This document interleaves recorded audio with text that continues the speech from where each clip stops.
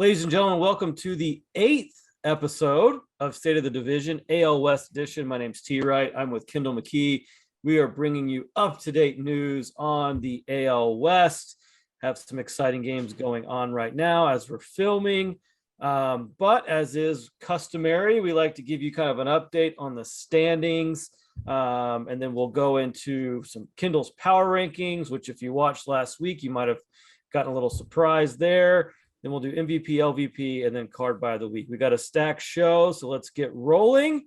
We'll start with going over the division standings. Now, I wasn't obviously here last week, so I'm kind of looking at it from a 2-week standpoint or 2-week time frame. But at the top of our standings, we have Houston at 35-20, going 7-4 essentially over the last couple weeks. LA holding on tight to that second spot in the division after going 0-12 since the last time I recorded. I don't know what that says about the division, the fact that they're still in second place after going 0-12. Texas right there at 25-29, so they're creeping up. And then Seattle at 25-30, Oakland at 20-37. So Texas, Houston, Seattle all actually had pretty good kind of a 2-week span. Again, Houston going 7-4, Texas going 7-6, and Houston and Seattle going 7-4 as well since the last time we chatted or last time I was on the show. So those guys all kind of held serve, actually had pretty good weeks. And then, of course, the monumental drop from the Angels going 0-12 in a massive slump led by their fearless leader, Mike Trout, who's just absolutely in the dumps right now. But we'll get to that later. Oakland kind of doing Oakland things. But so I'll let you deal with the Angels more in the power rankings. We won't really comment on their horrendous 2-week span. Houston, again, having pretty decent a couple week span, although they're beating up on the A's and the Royals. That's not a whole lot to brag about, even dropping one to the lowly Royals. Texas can't quite seem to get to that 500 mark. They get close and then they slide back. They had a frustrating drop of 2 games to the Rays, 2 games to the M's.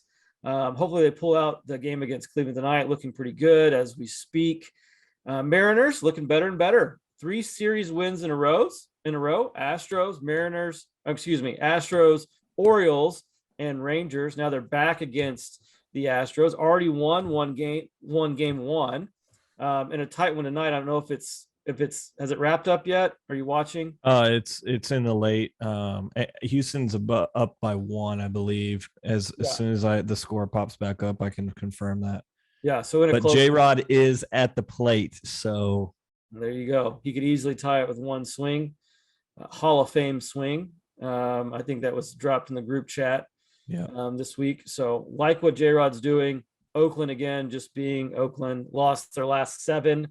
Not a whole lot to be excited there. So there's the standings. In actuality, the standings didn't change at all from the last time that I recorded 2 weeks ago, except for the records themselves. So Houston, LA, Texas, Seattle, and Oakland. Houston now 8.5 games up on the Angels. Texas right there, 9.5 games back. Seattle 10 games back, and Oakland 16 games back. So let's go into your power rankings, Kendall. What do you got for us this week? Yeah, so last week I prefaced by saying these are weekly power rankings, and I try to look at it as it's the teams you want to face the least are the highest up, and the teams you want to face the most are at the end. And so last week I did put Texas at the top just because they were offensively, you couldn't beat them. There was nobody that was like playing bad. 1 through 9, they were all playing great. And then I put the Astros in second just because, they were the best of the rest basically. And then the M's I had at third, Angels at fourth, and then the A's to round it out. This week, I am sticking with the theme of this is a weekly power rankings. And so, and you'll understand in a second, I'm putting Astros back in that number 1 spot. Texas didn't have as good of a week as they should have. They dropped some games against the Rays and the M's. They were close games, but their bullpen has been struggling. And I honestly want to say this is on Woodward. I might dive into that a little bit, but he's using the same thing every time. And I think Barlow's maybe not the guy we thought, and Jose Leclerc and Hernandez are coming, but we'll see. If the back of their bullpen is what's losing them games, I'll take it. And then I have the M's at 3. Actually, they've climbed from all the way to the almost in the cellar this year. They have them at 3, a strong 3, really. Could take that number 2 spot. Oh, actually, when I first wrote it down, I put Texas at 2 and the M's at 3. And then I was looking at the stats, I switched them. So M's at 2, Texas at 3. Wow, sorry about that. And then I had the A's at 4. And then I have the Angels at 5. You cannot get out of my weekly power rankings when I take you from 2 to 4 on an 0-6 week, and then you follow it up with an 0-6 week, and you fire your manager, and the best team in baseball goes 0 for 30. You're going to the cellar. I mean, this team they can't find any answers right now. And I'll just start with them because I'm already on one right now. They are 0-12 in the past 2 weeks, T. But as of right now, well, okay, they just tied the game. As of like 2 minutes ago, they were going to go 0-13 if the game was over in Boston. And it's like the worst of the worst right now. Boston's is a crap show right now. And then you've got Angels 0-12. So 0-7 potentially on the week. After an 0-6 week, they fired Joe Madden today, which I think is just a scapegoat firing, honestly. I think now I have some opinions on Joe Madden, but I don't think he necessarily deserved to be fired right now. But they had to do something, and they weren't going to release Trout. They weren't going to demote Trout, so they had to do something. Shohei is at 30% K for the week with a 0.77 ISO and a 73 WRC plus. For a guy that won an MVP, for him to just be average, especially when the other guy on the team is really struggling, you can't afford that. Shohei needs to show up a little bit more, and he got shelled last time he was out as a pitcher. So also uniquely, out of their 13 eligible hitters this week that hit at least one at bat this week, they have 7 of the 13, over 50%, that are a negative WRC plus on the week. 7 out of 13 eligible hitters are at not only is like under 100, they're at negative. Yeah, that's awful. And that is really, really bad. Tyler Wade himself is at a negative 100 WRC plus. Yeah. Right. Yeah. I mean, it's all over the place. And they're not like role players. Like Kurt Suzuki has the best WRC plus on the team for the week. And of course he only bat like 7 times, but he's the best hitter on the team right now. And then you've got Ward's -7, Marsh is -81. Trout was at -19. Yikes. Like that's terrible. So anyway, the Angels are in a real bad spell right now. I do expect them to climb out of it. Trout hit a nasty home run in the first inning, dead center. So I'm expecting this to turn around. Yeah. I don't know how the manager situation plays into this, but I expect it to turn around. Well, they got Phil Nevin, so I mean, how can they go wrong with that? Like, what'd you say? So they got Phil Nevin. Oh yeah, stud. Yeah, anyway, so I spent a lot of time on the Angels, but they deserved it because they've just been horrific. But if you are an Angels fan out there and you're listening, because we know everyone listens that's Angels fans out there, you've got a nice little City Connect jersey that's coming out that's going to give you some juice. It should be. You've got a nice jersey coming out. Hang in there, buddy. Hang in there. You got a sweet jersey coming. You're 0 for your last 12, but you've got a cool jersey coming down the pipeline. Just hang in there. That's it. Just hang in there. And it should be a rebrand, honestly, than a City Connect jersey. They should just go to that. They look sick. Anyway, so I'll move on to the A's. We'll go from the bottom up in terms of my rankings. A's 0-5 this week. They definitely could be bottom 5 as well. I just had to be on one with the Angels. And if I'm honest, the Angels do have you don't want to face the Angels more than you don't want to face the A's, but I had to put them at the bottom 5. Right. Elvis had a pretty good week, which is fine. It's weird because this team has a lot of veterans on there, and they should just be sweeping it. They should just be like trashing it and just letting Pache like figure it out, see if he can be a major leaguer or not. And anyway, so Stephen Voigt is back. So he's finally back in Oakland to sell some tickets. When we played them a couple weeks ago, they had an announced attendance of 3,200 people. Why would you announce that? Why? Anyway, so also they bring up journeyman Matt Davidson this week. So interesting. Guys played for the Reds, the Rangers, Chicago White Sox, maybe several other teams actually. But he gets pulled up this week. So honestly, another interesting addition to the system. That tells me how weak the A's farm system is, and how they're just not ready to compete on a lot of different levels. Also, Noisy went down to the minors, so I don't really love that. Especially after a couple weeks ago we got him into the MVP. Yeah, season. right. Yeah. So that sucks for the A's. You do not have a City Connect jersey coming, so sorry. Nothing to look forward to. Yeah, nothing to report. The M's, or no, I'm going to go Texas first. Texas had a really cool week from a fan's perspective. They were able to pull up a lot of young players this week, and you're seeing a lot of these young players have impactful at bats. Josh Smith came up this week, well, maybe last week, but he's. Then he also got hurt this week. So then that brings up Ezekiel Duran. So Duran has been incredible. His ISOs are off the chart. Like I think he's third in all of the AL West in terms of ISOs this week. So the guy definitely knows what he's doing at the plate, hit a monster home run and left. And I'm really looking forward to seeing him blossom. I think he could end up being the piece in this trade that makes the Yankees look really bad. Yeah. So I was with you when this trade went down last summer. And I remember you crying into your Cheerios. Give us an update. How do you feel about that trade now? So I've been talking to Aram, and I think I might end up writing on this, but in my mind, I'm comparing this trade now into John Daniels' previously famous trade of sending Teixeira to the Braves for Matt Harrison, Elvis Andrews, Neftali Feliz, Jared Saltalamacchia. Those guys all were crucial into that World Series 2010 run. And I think this team, like this trade with the four players, you had Ezekiel Duran, Glenn Otto, Josh Smith, and Hoover, who's still in the minors, but he was actually the best hitter on his AA team this week. So, and he just mashes. He's not really much of anything other than he just mashes. That's it. He's a Joey Gallo, honestly. But this trade could go down as one of the most impactful trades over the next 4 to 5 years. I could see Josh Smith, Ezekiel Duran, and Glenn Otto landing some very serious roles on this team going forward.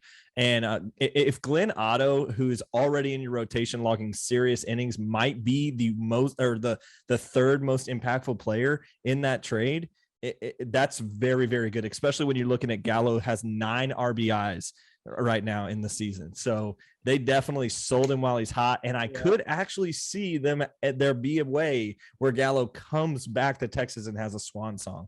So that I'm kind of like preaching that into existence, but Willie Calhoun was officially DFA'd this week. So his trade request, he didn't do anything in AAA. He's now officially been DFA'd. I actually would love it if they traded him to the Yankees, because the Yankees just love picking up Texas Rangers players at this point. And I also, what's his name? The guy that gets in every single trade proposal that anybody tweets. What's his name? Shoot, I'm drawing a blank. But anyway, he requested Andujar. Andujar requested a trade this week. Okay. And so I'm thinking, just swapping, just swap, I don't know if we need Andujar, but maybe it'll work. Anyway, I think Andujar is actually more valuable than Willie Calhoun at this point, but Calhoun definitely has more major league experience. And I don't know. We'll see. Adolis Garcia deserves some credit. I thought he would fall off this year. He's definitely not. He's still striking out a tongue, but he's hitting a bunch of clutch hits. I thought we would have a question about this point in the season where we would have to question, hey, is he moving to right field or is he staying in center field? What are we going to do? Who's better, him or Cole Calhoun? I thought that was going to be the discussion that we were going to have, and that's not the case. Adolis is very good at baseball, and that's incredible as a Rangers fan. Also, Mike Trout just hit another double, so Mike Trout season is over. So Evan White is playing. Oh, sorry, I'm jumping to the M's.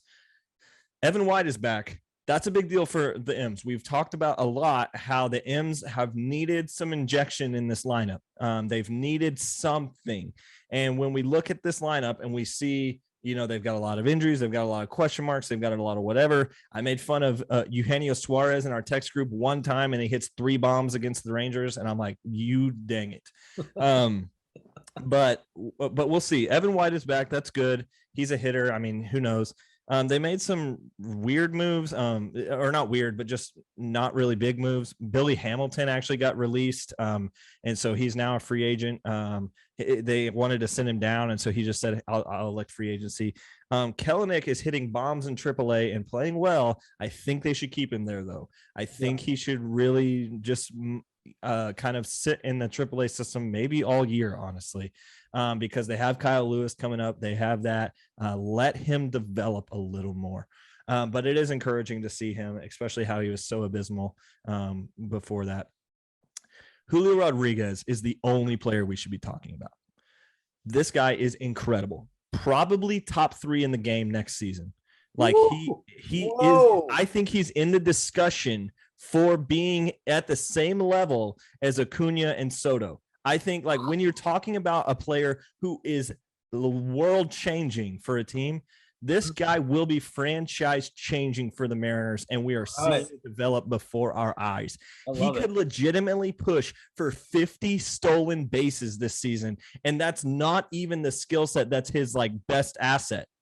I mean, he's got 17 stolen bases right now. He's hitting the ball like crazy. He's got crazy power, crazy vision. He can field from everywhere. Truly a 5-tool player. I am what they call in love with Julio Rodriguez. And who cares if they have a City Connect jersey coming or not? They have Julio Rodriguez, and I'm jealous because he's amazing. And I think he's like Griffey 2.0, to be fair. So.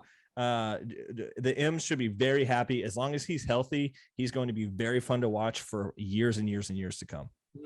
I hope we have some good comments from M's fans on that one. I'd love to hear what they think about Kelenic and where he should be this for the rest of the year, and about their expectations for Julio. But moving on, last one, Astros. Don't have a lot to say here because, we've kind of already said it. Kyle Tucker played well this week, which is good for you personally. Yordan Alvarez signs a 6-year extension. That is huge. He is an incredible bat.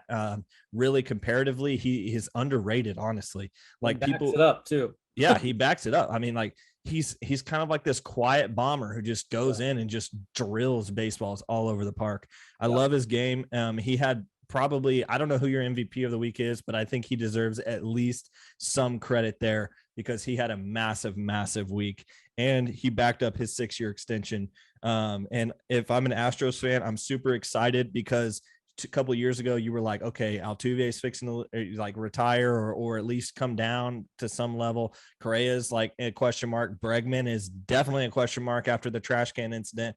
What are we going to do? Who's going to take the next mantle? You've got Kyle Tucker playing well, and you've got Yordan Alvarez playing well, and they're probably going to make a catcher addition at the offseason. I could see that being somebody like depends on where the Blue Jays are, but I could see Jansen maybe coming over. And then Aram talked today in our group chat about potentially William Contreras going somewhere. I mean, he's going to go somewhere. I think the Mets are the best fit for him, but the Astros could be a good fit for him as well. And I've seen comps like that. And if you see another guy like that in that bat, this team is definitely a playoff team. Justin Verlander is, I said last week that we were really worried about him, maybe some question marks. I'm not so worried this week. He's brushed it off. So anyway, that was long. Right. Yeah, no, that was great. That was really good stuff. Covered every team, gave us a lot of good nuggets. So I'll run through my MVP, LVP of MVP hitting wise and then pitching wise. So MVP, you kind of spilled the beans there. How do you not give it to Yordan Alvarez? I mean, he was amazing. Goodness, the guy had an insane week. Slash line of 474, 583, and 947. 2 home runs, 6 runs driven in, a WRC plus of 332. Beast mode. Guess how many Ks? None. Not a single K this past week. So this might be the best offensive week we've seen so far in this, fairly young season. I'm not sure it's really all that close. I mean, he was absolutely terrific this past week. And like you said, a close second right there is Kyle Tucker. I mean, he had a slash line of 421, 522, 789, 2 home runs, 4 runs scored, 3 RBI, a stolen base, a WRC plus of 278. Just a great week for those two guys. So, but I'm going to give the nod to Yordan Alvarez. Still, and we'll talk about this a little bit later, his cards aren't that expensive. So going back to LVP for hitting, there are a couple guys who had probably worse weeks than him, but none were more high profile than obviously Mike Trout. So obviously having a great game tonight, which is fantastic, but up until then, probably in the worst slump of his career, maybe. Yeah, I think he ended up going over 31 or something like that. Flash line of for this past week before tonight was 053, 217, 053, a WRC plus of -2, 23 plate appearances, 1 hit. 1 hit in his last 8 games, and he struck out 35% of the time. So just a horrendous week from a guy that is a leader in so many different ways for that club. His performance impacts that team in so many ways outside of just the offensive numbers. Other guys like Toro, Frazier, both for Seattle, had really bad weeks. But again, their performance doesn't impact their team as much as Trout's does, again, for just a number of reasons outside of just the stat line. So went with Trout for my LVP hitting wise. MVP for pitching, I'm gonna give it to, although I think Logan Gilbert had a really great start against the Rangers, I'm gonna give it to John Gray. He pitched really well against the Rays last week. He went 7 innings, only gave up 1 run, the home run to Rosarena, but he struck out 12, a game that the Rangers really should have won. But I think he gets the nod for MVP this week pitching wise. And LVP, I'm going to give it to Robbie Ray. Not only did he look pretty bad against Houston last night, but he's looked bad for a really long time. He hasn't gone past 6 innings since early April. He's given up a home run in the last 7 games. He gave up 3 to the Astros last night. Just not looking anything at all like he looked last year. So Robbie Ray gets the LVP pitching wise, and that brings us to our card buy of the week. Take us home, Kendall. Well, before that, I brought up everything else other than Houston did get a City Connect jersey. So okay. Good for them. It's important. It's important. No, so card buy for the week. It's an expensive one, and we're not looking at the bargain barrel here, but you've got to know that Mike Trout is still the GOAT. So our card buy of the week, and we probably have another one considering Yordan Alvarez is up there and should be bought as well.